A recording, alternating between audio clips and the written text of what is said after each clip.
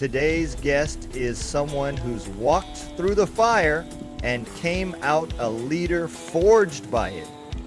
Raised in a small rural town with limited opportunity, Joshua Daniel made a life-defining decision at just 17 years old.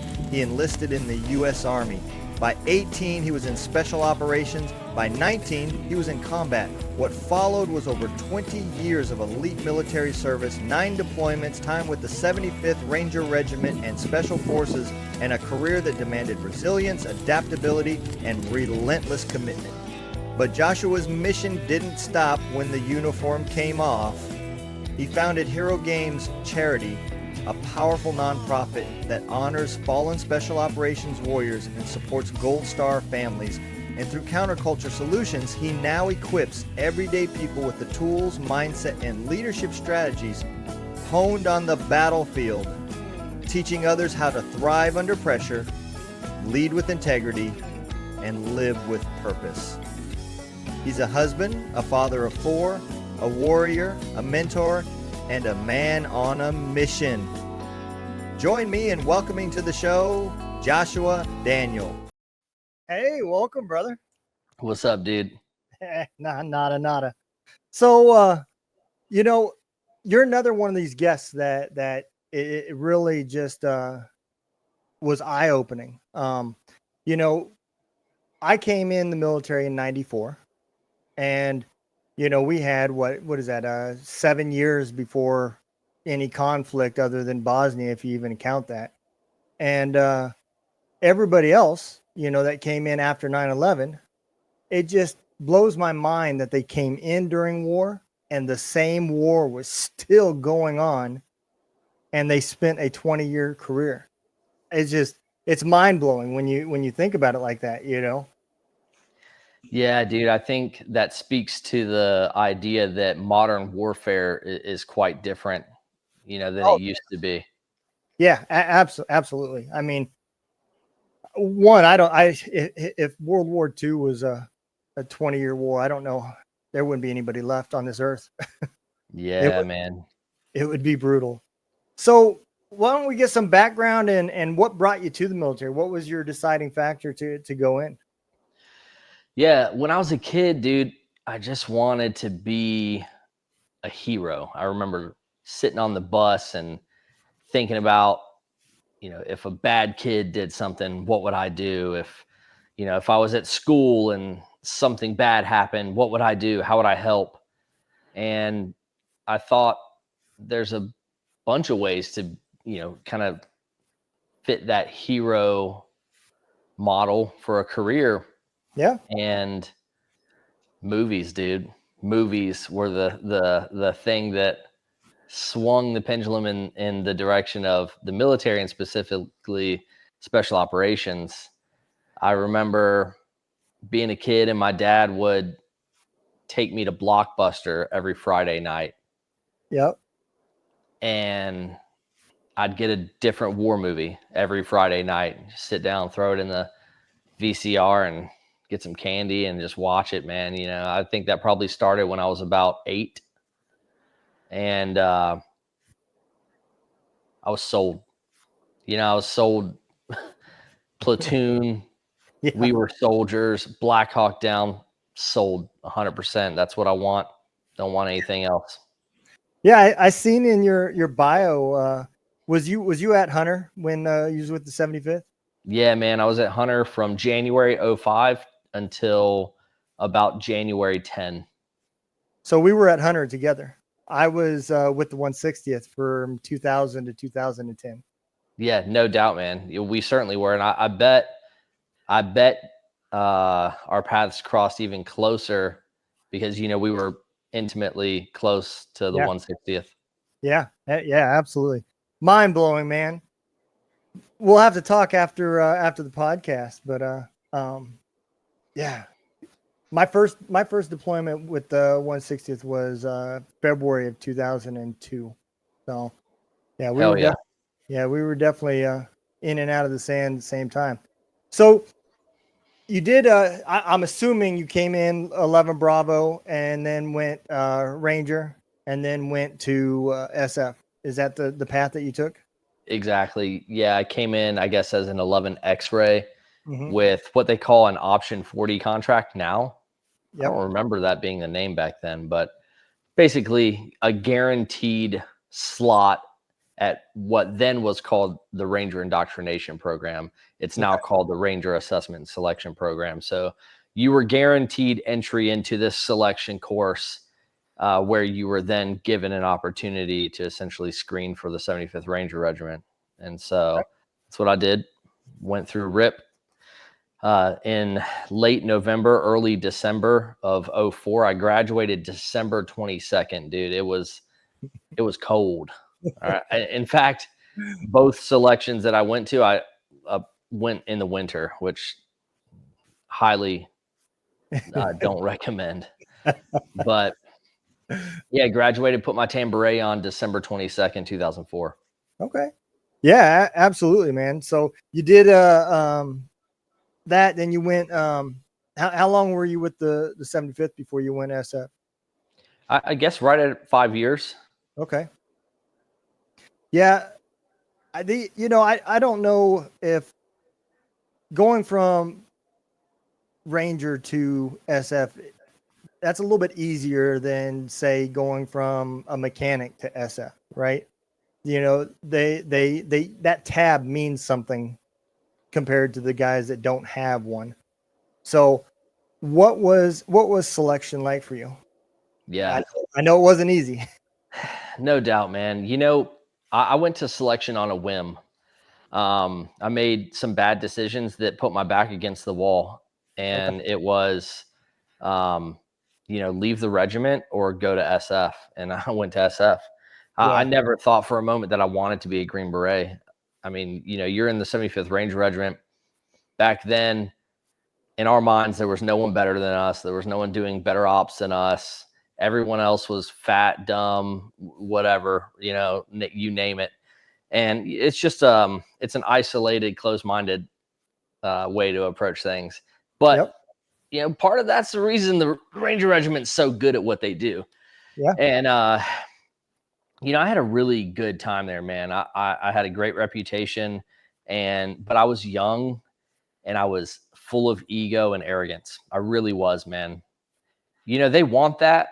They just didn't want it as much as I gave it, and so dude, at 5 years in the 75th Ranger Regiment, I got 3 Article 15s in 5 years.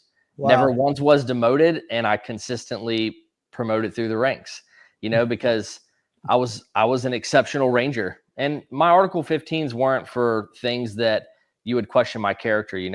Nothing was ever drug related. I didn't even drink back then.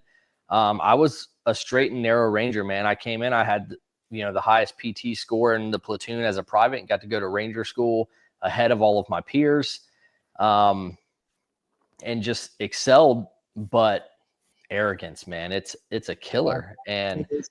I remember the straw that broke the camel's back was probably me essentially telling my first sergeant to shut up in front of the entire company. Oh, Dumb move. I mean, that, of course, that's gonna, yeah. So they literally told me, "Hey, you got to go. You're a semi-seasoned guy here. I had just taken over a squad. You're a semi-seasoned guy. We're not going to make this hard on you. We'll give you some time, essentially." And I went to the SF recruiter that day. I walked down there. I'm like, "Hey, when can I come over to whatever you guys do?" And my ship is sinking. And I remember, man, my first exposure to SF, Master Sergeant John O'Brien, 3rd Special Forces Group. He was an old guy, little mhm. overweight, and I was like, "Yep, I knew they were fat." And I roll in there. That dude set the standard for what an NCO was. And that's when I started to shift from, there's guys that look the part, and there's guys that really are the part, Yeah. right? Yep. And that was Master Sergeant O'Brien, and he took care of me. He's like, "Hey, well, you need some time to train up." And I was like, "No, brother, can I leave now?" He's like, "You can leave Friday." I was like, "Let's go. done. And the Ranger Regiment actually got really angry about that. Really? And yeah, and they flagged me.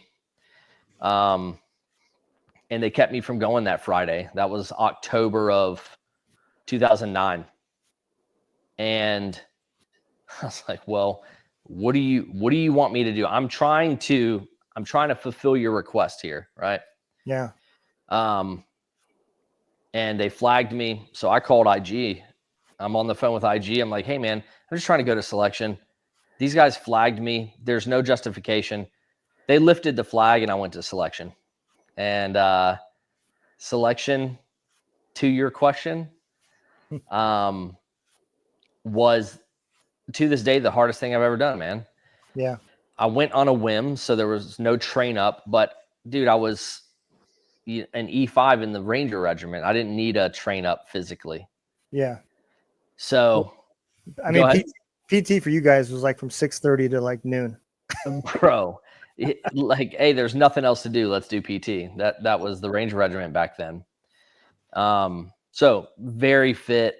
I went to selection and did very well physically, but it's a beatdown, man. You know, SFAS in 2010 for me was a beatdown. It was wretchedly cold. You walk so much. Yeah. And again, I was familiar with rucking. I was from the Ranger Regiment, but that's when I realized no one walks more than Green Berets, period. It's just maybe the unit, so special mission unit. Yeah.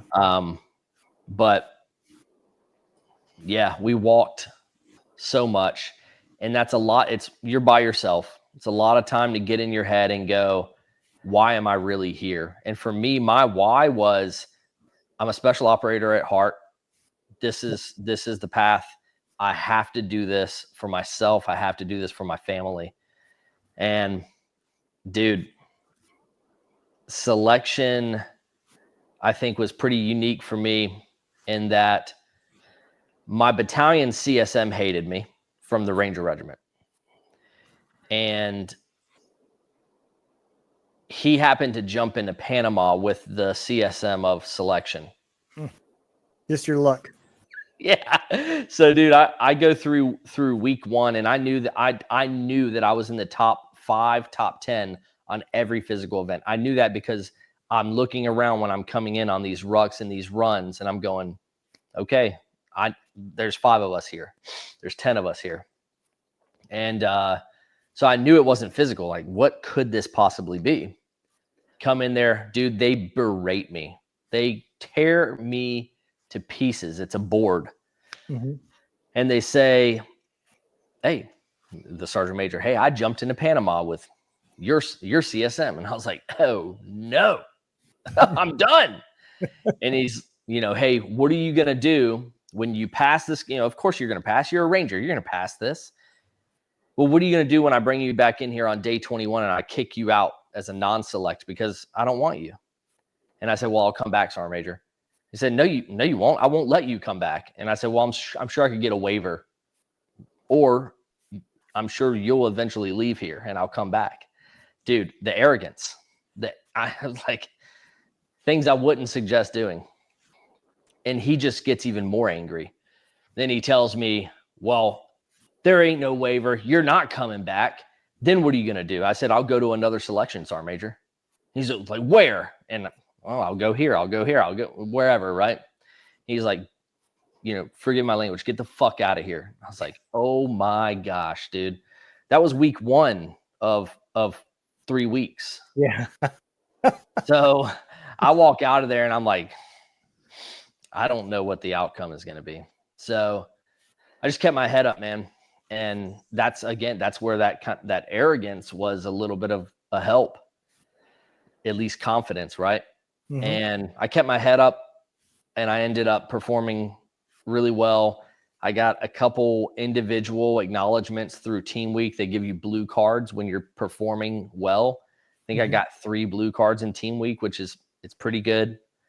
And they call me back in there, day 21. Are you ready to do it again? Roger, Sergeant Major.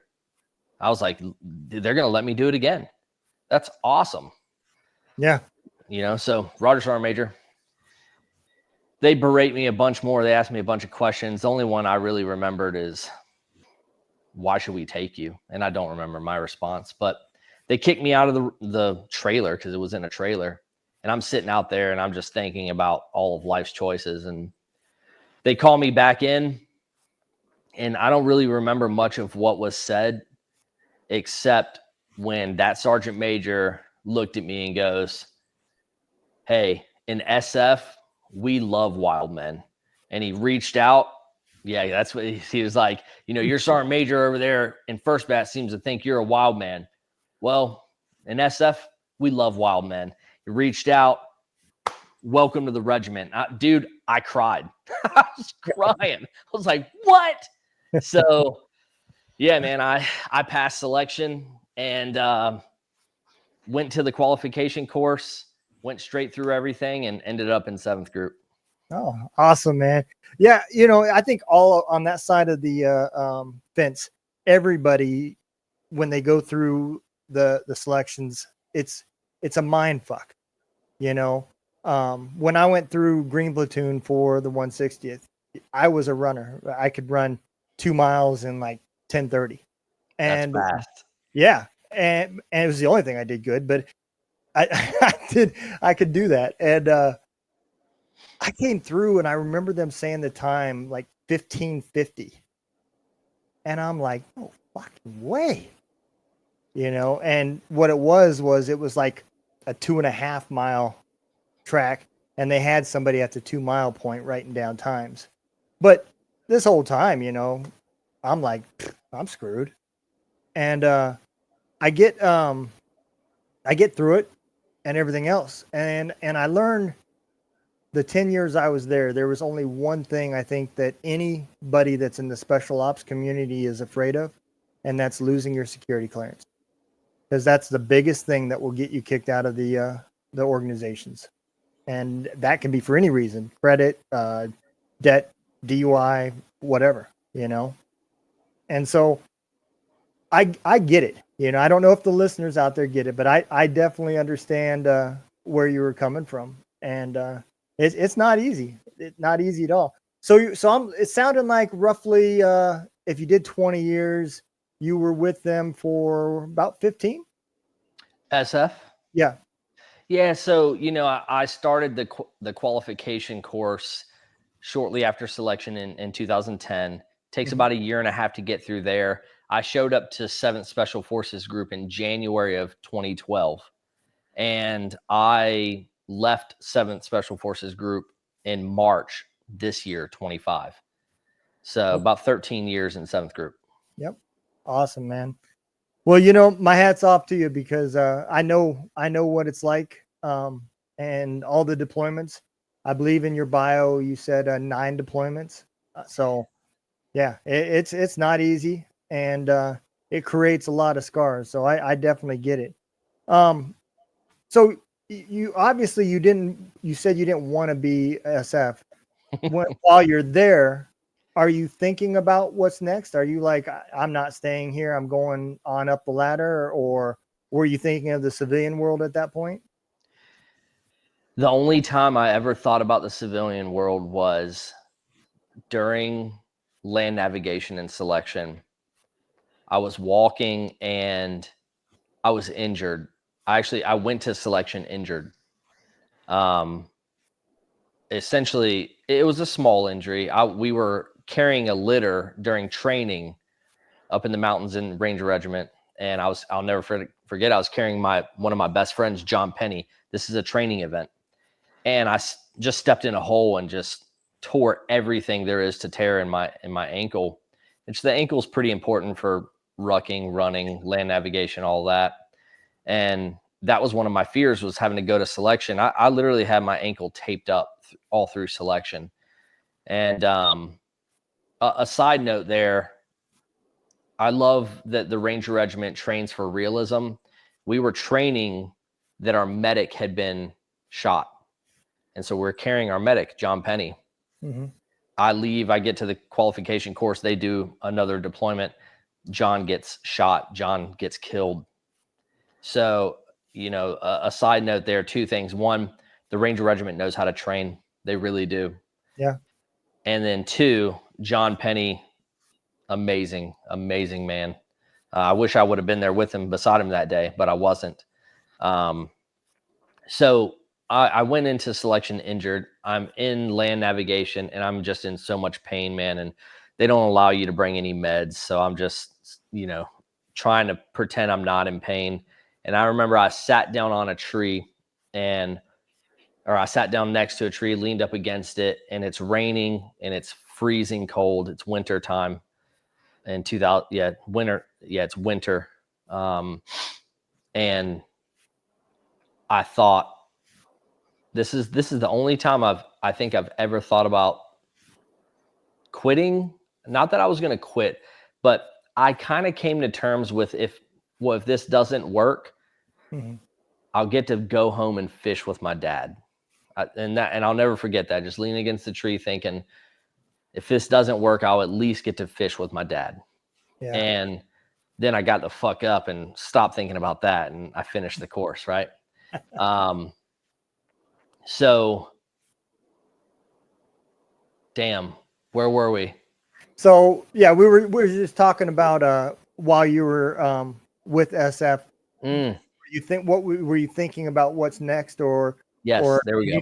Did you decide, actually this ain't so bad, I love it, and this is where I was meant to be? Yeah, dude, I'll tell you, Master Sergeant O'Brien set the example when I said, hey, yep, there's something different here. You didn't meet E8s like that in the Ranger Regiment. Yeah. They weren't approachable. E8s in the Ranger Regiment weren't approachable, except for one. First Sergeant Charles Salinero, who, rest in peace, no longer with us. Charles Salinero was a stud and set the standard. You could approach that man. Otherwise, no. So when I meet this E8 and he's like, hey, what's up, man? I'm John. I'm like, oh, okay, Sergeant. Say, yeah, no, just call me John. And then you find out he's an E8 and you're like, wait a second. These guys are operating on something different, because he doesn't need a rank to gain my respect. He said, hey, I'm John. And then his actions are going to gain my respect. So I was like, there's something different here. Then I get to selection and I see this Sergeant Major. I'll never forget this guy. I actually DM'd him on LinkedIn a couple years ago, hoping just to tell him that story. He's old, man. He probably doesn't even know how to use his DMs.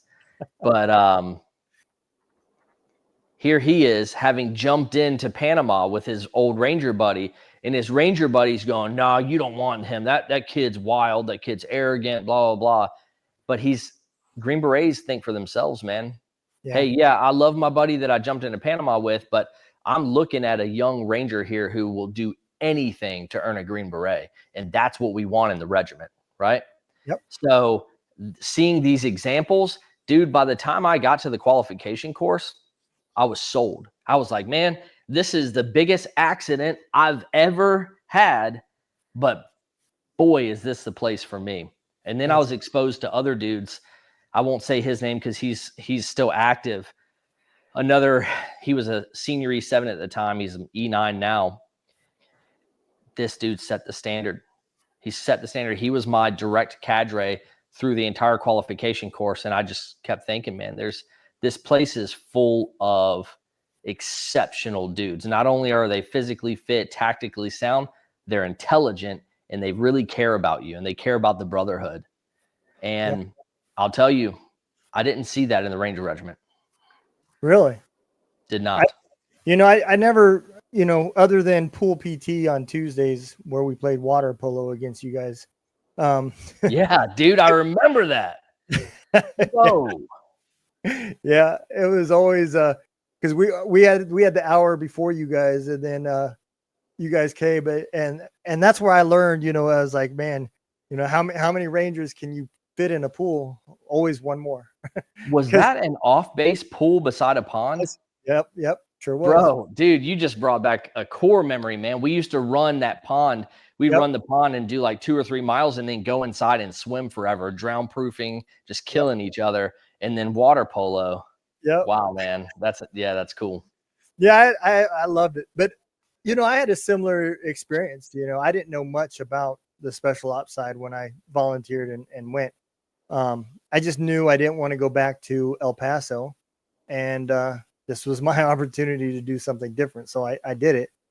But I remember the first day that I got there, they put me on detail because you don't go to your unit until you get through Green Platoon. And I was up in the flight line building pallets for them to ship out. And there was another guy slinging shit with me, but he was just in a brown t-shirt. And he was E8. And, I can't remember his name, but man, he was squared away. He was definitely squared away.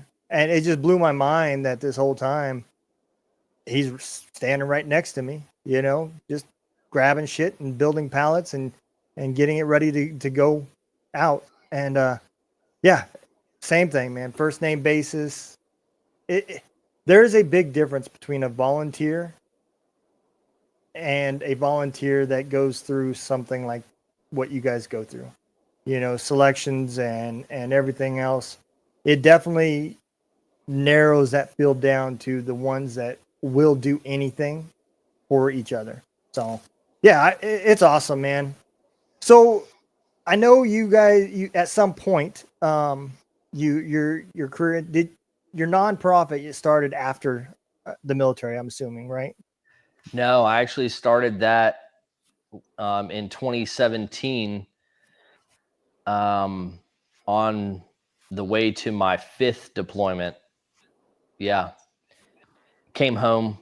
My brother and his wife own a gym, a CrossFit gym here called Sharp Top CrossFit in Bedford, Virginia.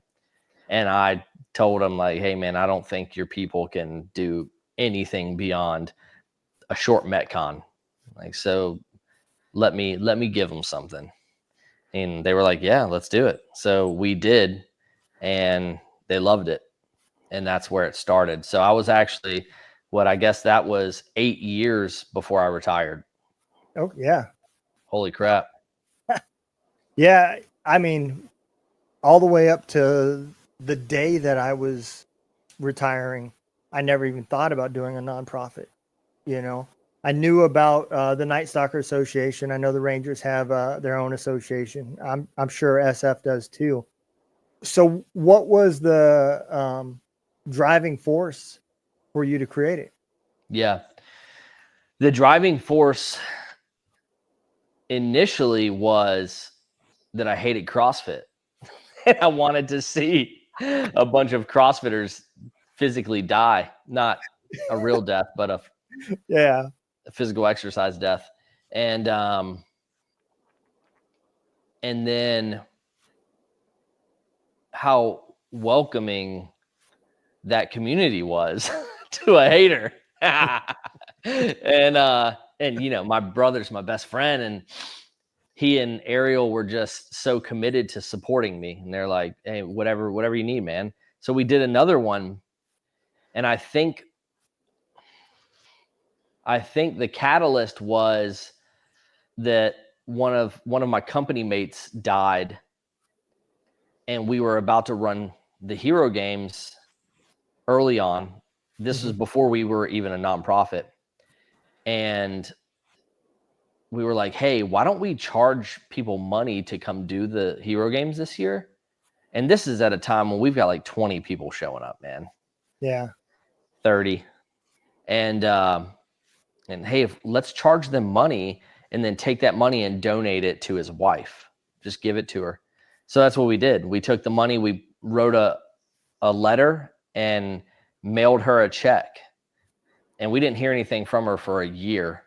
And of course, man, because losing someone that close to you, you're devastated for life. But that first year is just a fog. It's just a haze. And a year later, she wrote us back and just poured her heart out, man. And we were like, holy shit, we made an impact here, bro, with just a few dollars. Yeah. And I think we sent her a check for like $1,400, $1,900. It wasn't much. Yeah. And, meanwhile, the Army's giving her $500,000. So it wasn't about the money. It was about the thought. And we then went, hey, there's something here. There's something special. So the next year we were intentional and we chose a family, and that was COVID 2020. And this is a large event at this point. You know, we got about 100, 150 people, and everyone's telling us, you can't do that. It's we have this horrible thing that's killing everyone. You can't get in a group.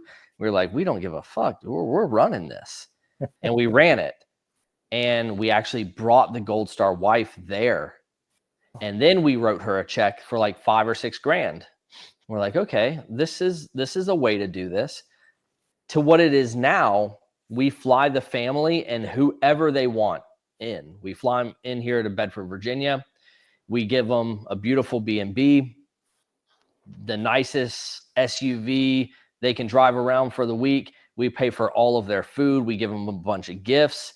They're here with us. We spend a bunch of time together for about a week. We go visit the National D-Day Memorial that's here in our hometown, because Bedford, Virginia we lost more boys per capita than any other town or city in the country on D-Day. So we have the National Memorial here. We go up in the mountains. We hit the rivers if there's time for that. We have a big team party the night before, and then we do the Hero Games.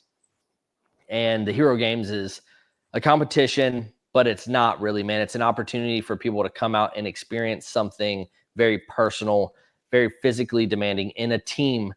There's no winning other than getting to meet the Gold Star family, getting to understand the sacrifice of the individual. And then the next day we have a podcast episode with the family. We allow them to tell their story, and then they go home, and we maintain contact with them. And we actually have families that come back every year, previous families. So, you know, we're about to do it September 6th, and we have some previous families coming back, which is awesome because it's so healing, bro, to be around these families. Yeah. And this year we're honoring Private First Class Eric Hario.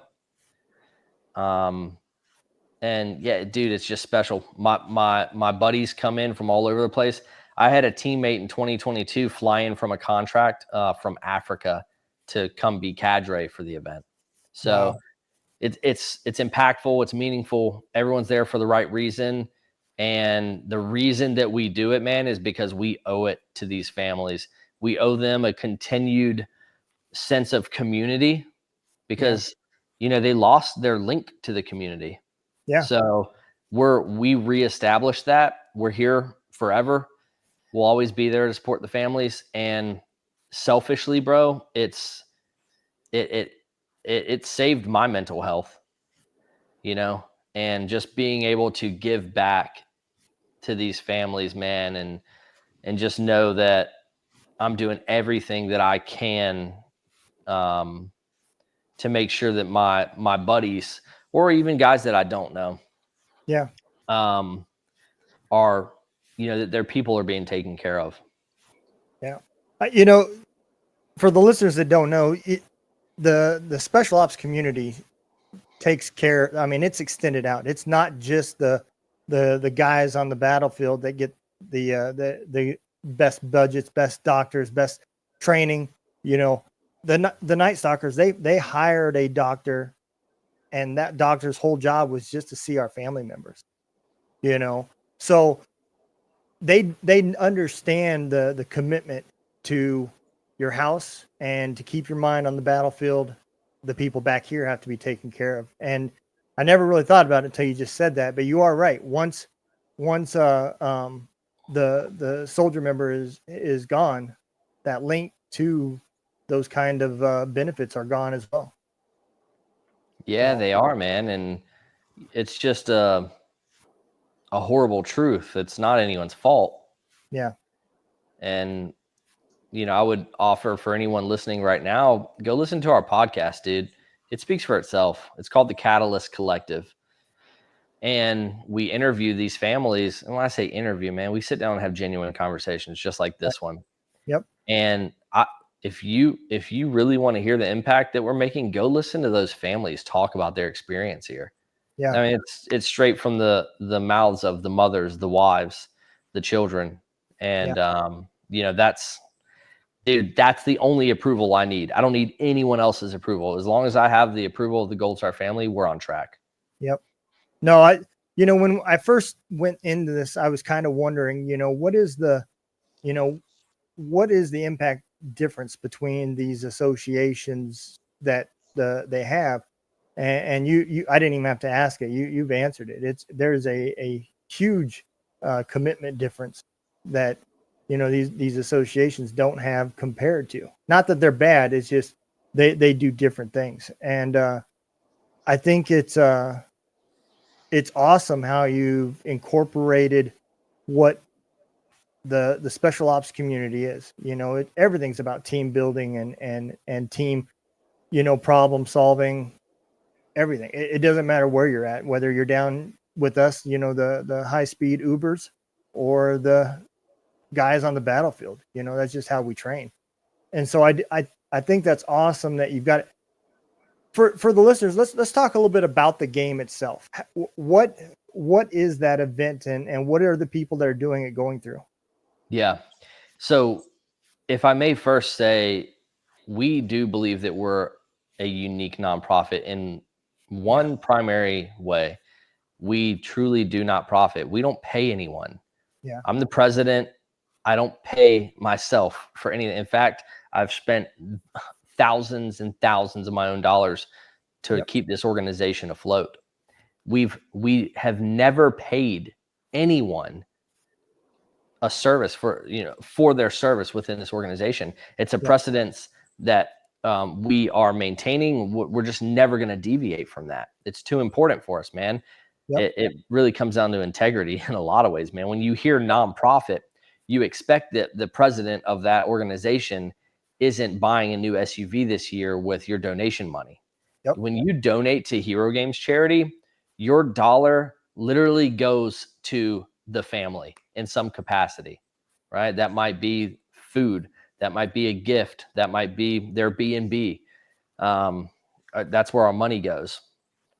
And so the event itself, here's what the experience is.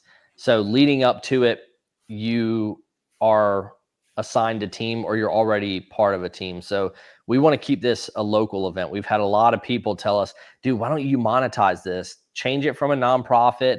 Let people run these things all over the country. I'm like, brother, no, you don't get it. Bye. Yeah, that's no, that's not the point. But once you hear about it, you're going to go, oh, okay, yeah, there could be money made there because no one else is doing anything like this. Yeah. So we keep it local in the sense that 4 of the 6 teams are all comprised of CrossFit gyms in the local area. So these CrossFit gyms build their teams, 12-person teams. Then we have 2 open to all teams. One of those is called Here for the Party, and that's just kind of whoever wants to be there. And then the other one is the Gold Star team. And we select people to actually be alongside the Gold Star family through this, through the Hero Games. So leading up to it, you're part of a team. These CrossFit gyms, I mean, they've already started. They started a month or 2 ago. They go out and they do rucks.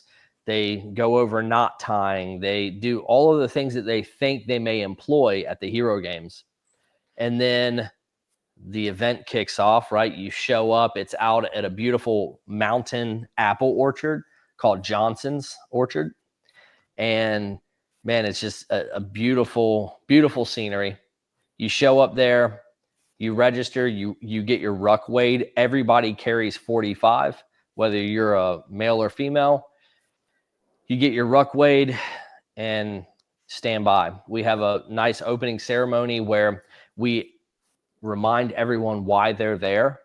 We typically have the Gold Star family say a few words. So now these competitors are sitting here looking at someone who lost everything, and it's really clicking like, okay, this is not a obstacle course race. This isn't a CrossFit competition. This is different. We have a bit of a scenario built in, right? So the intent is that your participant is sort of immersed into this special operations training experience. So each year it's different. And that's, I mean, just like selection, you don't know everything about what you're about to endure. Yeah. And that's how the Hero Games is. So you could start with a smoke session and go right into a 5 or 6 mile ruck. You might find yourself in a pond, building a raft with your rucks on it. You might be throwing hatchets. You may be making engagements with Glock and AR-15 BB guns. You might be low crawling through a field with smoke grenades tossing all around you and some audio in the background. Like it's quite the experience. So each year it's different. These 6 teams are competing against each other and finish up. No team gets rewarded. We do offer some, I would say, an award to a few competitors, but it's based on character and merit. So we don't award a team, hey, if you finish first, cool. And you should try to finish first because this is about giving your best, but there's no reward for that. And so, we finish up. We have a nice little closing ceremony and eat some good food, fellowship, karaoke, fireworks, drink beer, have a good time. And that's it, man. That's the Hero Games. That is, you guys are definitely a unique organization. And I'm glad you guys don't monetize this because it would lose its point very quickly. And, I can kind of feel, even though I've never done it and I've never been a part of it, never seen it, but I kind of feel, what you're saying, that these guys go out here and you want them to do their best, but it isn't about beating the next guy. It's about the family that you're honoring and the hero that you're honored that gave their best all the way up. And by you doing your best, you're getting a little taste of that. And I think it's I love how you guys just change it up and it's not just exercises or obstacle courses. It's real life stuff that us soldiers have dealt with and have to deal with. So I think that is cool. That is a awesome way to honor the heroes and their families. So my hat's off to you guys. I'm gonna have to come out and check it out sometime. Yeah, thank you, bro. It's a blast, man. Honestly, this is actually our 10th annual Hero Games, which is crazy to even say out loud. And we have big plans for the future. We plan on really growing this thing. This is my first Hero Games not in the Army, so I'm able to give it more attention. Yeah. And I mean, there is no limit to where we're going to go with this. The only constraint is money. And everything is organic, dude. We don't have any big donors. No big donors. Primarily because I don't think anyone hardly knows about us. But second, we're not interested in a big donor coming in with any sort of goal on how to shape what we're doing. It's just not going to happen. And that's what's beautiful about these grassroots donors, man. It's the local, auto shop donating $500. It's our friends who, set aside $200, $300, $400 every year because they know, hey, this is what I'm going to give to the organization. That's what funds this. And last year we raised over $24,000. Wow. And spent every single dollar of it and some personal money because budgeting ain't easy. So the budget is the limitation. Last year we had a videography team come out, Brook Lawn Films, amazing local videography team, and Grant gave us a short film that you can watch. We actually had 2. The other short film was developed by another company called Poor Bear, And you can watch either one of these, man. They're both phenomenal, and they both show you exactly who we are and what we do. And if you have 7 minutes, that's what I recommend you do. Go watch one of those, Okay. and you'll be sold. But my point is, we're really hoping to get that out into the world, and in the right eyes of the right donors who, want to give back to an organization where they can literally watch where the dollar goes. Yeah. I mean, we have a sponsorship proposal PDF where you can literally say, hey, I want to sponsor the family's meals. And that's exactly, not a single dollar of that goes anywhere other than exactly what you think it goes to. That's awesome. So yeah, I think we have big dreams, big plans. We're trying to involve some aircraft, actually, some helicopters this year, some real Awesome. ones. Awesome. So there's all sorts of stuff kind of in the works. We just have some financial constraints. Yep. Yep. You gonna get a Chinook?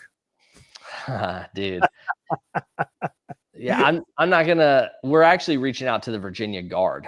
Okay. And seeing if they can support something like this.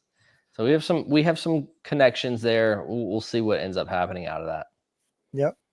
For the listeners, I always laugh because the Chinook is that plane that they always say if you walk on and you don't see oil on the floor, then it's empty. it needs to be added some oil because they always leak. It's hydraulic, always everywhere. So. Everything in that bird leaks. Yeah. Yeah. Kind of creepy. Yep, absolutely. Well, man, I'm gonna tell you, my hat's off to y'all. I've started a nonprofit as well, and it is nothing like what you guys are doing. So I don't think I could pull off what you guys are doing. That's for sure. So man. It takes time and it dedication and like you said, your own personal money, because if you're making money off of your nonprofit, then it's not a nonprofit. I really believe that, man. I really do. Like, just be transparent. Just tell them you're paying yourself, and that Cadillac SUV you have out front is from their money. Just tell them. Yeah. Yeah. Yeah. Unfortunately, there's a lot of nonprofits out there that are like that, and it's too easy to fall in that trap. I've made money in the past. My life's on the other end of that now. I'm on the downhill slope, so I don't care about making the money. My kids are grown; they're in college. Our little nonprofit, Veteran Voice Radio. I work it full time. I don't have a job, and nice. I love it. It's actually kind of therapeutic.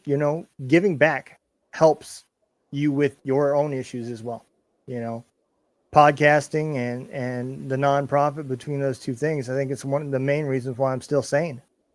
Yeah, there's something to that, man, really, because I think communicating about our experiences is really important. That's what we started our podcast, because the war in Afghanistan was ending, and I had just helped one of my Afghan friends escape Afghanistan. It's a pretty cool story. And I remember sitting there talking to my wife and going, we have to get his story out there for a number of reasons. One, to do him justice, to create awareness for this. But also, I think if we get his story out there, we can raise some money for him and give him a good start. And that's what we did. Dropped his podcast episode. We raised $17,000. And I gave him every single dollar of that. I put it straight into his bank account, and that kept his family sustained for a year at least, man. I mean, he's very frugal with his money. So, I mean, hell, he probably still has some of that still in the bank, but that's what he did. He took care of his family. He was able to get an apartment and get a car. Actually, another Green Beret bought him a car. Oh, wow. Yeah, man. So, I mean, like, we really came together to take care of him. But that's how our podcast started, dude. Was like, hey, I think we can use this for good. Let us be useful. and that was the goal. Yep. I agree, man. This show's been around for 3 years, and it started out as a Facebook Live, and me and my old first sergeant from Third ID started it just because a couple soldiers committed suicide, and so we Yeah. just realized that we kind of lost track of each other. So we just drink some beer, and he asked what we should call it, and I said, well, all we ever do is drink beer and build guns in your gun room. So why don't we just call it Two Drunk Dudes in a Gun Room? And that's where the name came from. And I saw that. Yeah. And then, we went on, and he kind of fell off after season 1. And then I started the nonprofit, and I just changed the name just to be a little bit more professional. But Yeah. I do miss it, because it was definitely pure hearted, and it put us back. And it's where I started talking about some of the things that, up to that point I hadn't talked about. And so I do understand where the therapy comes from podcasting, if it's done right. Yeah, no doubt, man. So why don't I bring you forward here, and you can tell the world where they can find your podcast and your nonprofit, and I will also make sure that we get all the links added in there as well. Yeah. So the podcast is the Catalyst Collective, and you go to any podcast streaming app and you'll find us. Pretty easy to find us, and you'll know you're in the right place when you see a bunch of Gold Star family stuff, military special operations. It's a lot of fun. I really long form conversation. I really recommend you get on that. On the same tone, go to YouTube and type in Hero Games Charity Origin Story, and that's where you'll watch that 7-minute video about who we are and what we do. I'm telling you, dude, like, you'll be sold. Go check that out. If you want to find Hero Games, herogamescharity.com. Pretty easy. Got a nice little website. We have merchandise. You buy a shirt on there, it goes straight to funding the organization and this year's Hero Games. You can find us at Hero Games Charity on Instagram and Facebook. And I think that probably covers everything there for Hero Games. All right, man. Well, we'll go ahead and throw the whole exit video out. If you don't mind hanging on afterwards, we'll chit chat for a few minutes. But I appreciate everybody that's listening. Josh, I appreciate you coming on and sharing your story, because I think a lot of people do need to hear about this and be part of it. I'll make sure that all the links are there. I'll find the link to your origin story, and I will add that as well. That way people can just easily click. So. Awesome. Thanks, Steve. All right, man. You all take care.